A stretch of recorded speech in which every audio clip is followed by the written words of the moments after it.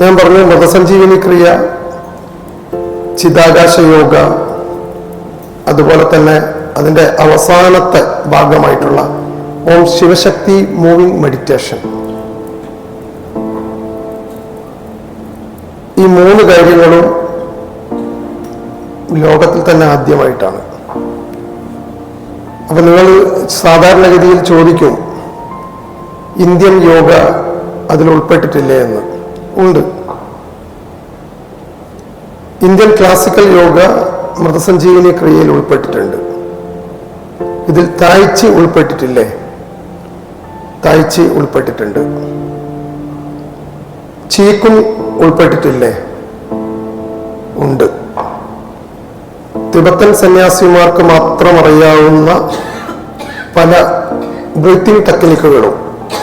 അതുകൊണ്ടാണ് ഞങ്ങൾ പറഞ്ഞത്, ശ്വസനത്തിൻ്റെ നിഗൂഢ വഴികളിലൂടെയുള്ള ഒരു യാത്രയാണ് യഥാർത്ഥത്തിൽ മൃതസഞ്ജീവനി ക്രിയ എന്ന് പറയുന്നത്. ഈ 3 കാര്യങ്ങളും പൂർണ്ണമായി ബ്ലൻഡ് ചെയ്യുന്ന സമയത്ത് മാത്രമാണ് ഇത് ലോകത്തിൽ ആദ്യമായിട്ട് എന്ന് പറയുന്നത്. എൻ്റെ വാക്കുകൾ തെറ്റിദ്ധരിക്കരുത്. ലോകത്തിൽ ആദ്യമായിട്ട് എന്ന് പറയുന്ന സംഗതി ഒരു പുതിയ കാര്യമല്ല. പലരും പല കാര്യങ്ങളും പലപ്പോഴും അവരുടെ ആശയത്തിനനുസരിച്ച് പല രൂപത്തിലും പല ഭാവത്തിലും പല രീതിയിലും പ്രചരിപ്പിക്കാൻ ശ്രമിക്കാറുണ്ട് ഇന്ത്യൻ ക്ലാസിക്കൽ യോഗയെ കുറിച്ച്. അപ്പൊ നമ്മൾ ചെയ്തിട്ടുള്ളത് ഇന്ത്യൻ ക്ലാസിക്കൽ യോഗയും അതുപോലെ തന്നെ ചീക്കുങ്ങും അതുപോലെ തന്നെ തൈച്ചിയും ഒരൊറ്റ സംയോജനം നടത്തുകയാണ് ചെയ്തത്. 3ന്റെയും സന്തുലിതാവസ്ഥ നിലനിർത്തിക്കൊണ്ട് തന്നെ മൃതസഞ്ജീവനി ക്രിയയ്ക്ക് ഞങ്ങൾ പൂർണ്ണത വരുത്തിയിട്ടുണ്ട്. ഇതാണ് ഇതിൻ്റെ സൗന്ദര്യം എന്ന് പറയുന്നത്. രണ്ടാമത്തേത്, ഇത് ഒരു മനുഷ്യർക്ക് എങ്ങനെയാണ് പ്രയോജനപ്പെടുക എന്നുള്ളതാണ്. ഇത് സാധാരണഗതിയിൽ നമ്മൾ പറയുന്ന ഒരു മനുഷ്യനെ തിന്മയിൽ നിന്ന് നന്മയിലേക്കും നന്മയിൽ നിന്ന് വിശുദ്ധിയിലേക്കും വിശുദ്ധിയിൽ നിന്ന് ദിവ്യ തേജസ്സിലേക്കും ഉയരാനുള്ള ഒരു മാർഗമാണ് യഥാർത്ഥത്തിൽ മൃതസഞ്ജീവനി ക്രിയ കാണിച്ചു തരുന്നത്. ഏതൊരു മനുഷ്യന്റെയും ഉള്ളിൽ ഒരു തിന്മയുടെ വശമുണ്ടാകും.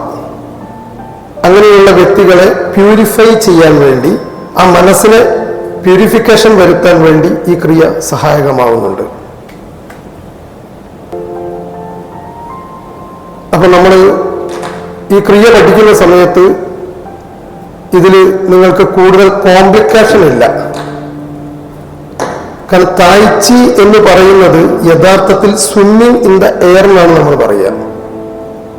അത്രയും ശരീരത്തിന്റെ യാതൊരു ബലവും പ്രയോഗിക്കാതെ വളരെ സിമ്പിളായി ചെയ്യുന്ന ഒരു ക്രിയയാണ് യഥാർത്ഥത്തിൽ തായ്ച്ചി.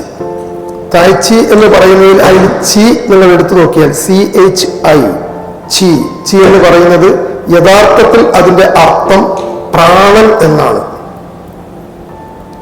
നിങ്ങളത് മറ്റൊരു രാജ്യത്തേക്ക് ശ്രദ്ധിക്കുന്ന സമയത്ത്, ജപ്പാനിലേക്ക് ശ്രദ്ധിക്കുന്ന സമയത്ത് അവിടെ കി എന്ന് പറയുന്ന അർത്ഥം കാണാം. നിങ്ങൾ മാർഷൽ ആർട്സ് പഠിക്കുന്ന ഏതെങ്കിലും ആളുകൾ അല്ലെങ്കിൽ മാർഷൽ ആർട്ട് പഠിച്ച ഏതെങ്കിലും ആളുകൾ ഉണ്ടെങ്കിൽ അവർക്കറിയാം, നമ്മളൊരു സൗണ്ട് നമ്മൾ പഞ്ച് ചെയ്യുന്ന സമയത്ത് അല്ലെങ്കിൽ നമ്മളൊരു സ്ട്രൈക്ക് ചെയ്യുന്ന സമയത്ത് നമ്മൾ ക്യായ് എന്ന് സൗണ്ട് ഉപയോഗിക്കും. കി ആയ് എന്ന് പറഞ്ഞാൽ കി എന്ന് പറയുന്നത് പ്രാണനാണ്. ആയ് എന്ന് പറയുന്നത് യൂണിറ്റിയാണ്. എന്തിന്റെ യൂണിറ്റിയാണ്? പ്രാണന്റെ യൂണിറ്റിയാണ്. അവിടെയും എന്തിന് പ്രാധാന്യം കൊടുക്കുന്നുണ്ട്? ശാരീരികമായ എക്സസൈസിനും മാനസികമായ എക്സസൈസിനും പ്രാധാന്യം കൊടുക്കുന്നത് ഒന്നിനു മാത്രമാണ്, പ്രാണനാണ്. സൂക്ഷ്മതലത്തിൽ നമ്മുടെ ശരീരത്തിൽ സ്ഥിതി ചെയ്യുന്ന പ്രാണന് കൃത്യമായ പ്രാധാന്യം കൊടുത്തുകൊണ്ടാണ് മാർഷൽ ആർട്ട് പോലും, ആയോധന കലകൾ പോലും, കരുത്തിന്റെ ശാസ്ത്രമായിട്ടുള്ള ആയോധന കല പോലും പ്രാണനെ അടിസ്ഥാനപ്പെടുത്തിയാണ് പൂർവികർ ഉണ്ടാക്കിയിട്ടുള്ളത് എന്ന് നിങ്ങൾ ഓർക്കുന്നത് നല്ലതാണ്. അപ്പൊ കി എന്ന് പറയുന്നതും ചി എന്ന് പറയുന്നതും പ്രാണ എന്ന് പറയുന്നതും ഒന്നാണെന്ന് മനസ്സിലാക്കുക. ഈ 3 കാര്യങ്ങളും ഒന്നാണെന്ന് മനസ്സിലാക്കുക. അപ്പൊ നിങ്ങൾക്ക് മനസ്സിലായ ഒരു കാര്യം, ഇപ്പോൾ എല്ലാ എക്സസൈസിലും പ്രാണനെ കുറിച്ചുള്ള അറിവിനെ വർദ്ധിപ്പിക്കാനും പ്രാണനെ അറിയാനും വേണ്ടിയിട്ടാണ് ഇത്തരം ക്രിയകൾ നിങ്ങൾക്ക് പ്രയോജനപ്പെടുന്നത്. അതാണ് ഇതിന്റെ ആത്മീയ വശം എന്ന് പറയുന്നത്.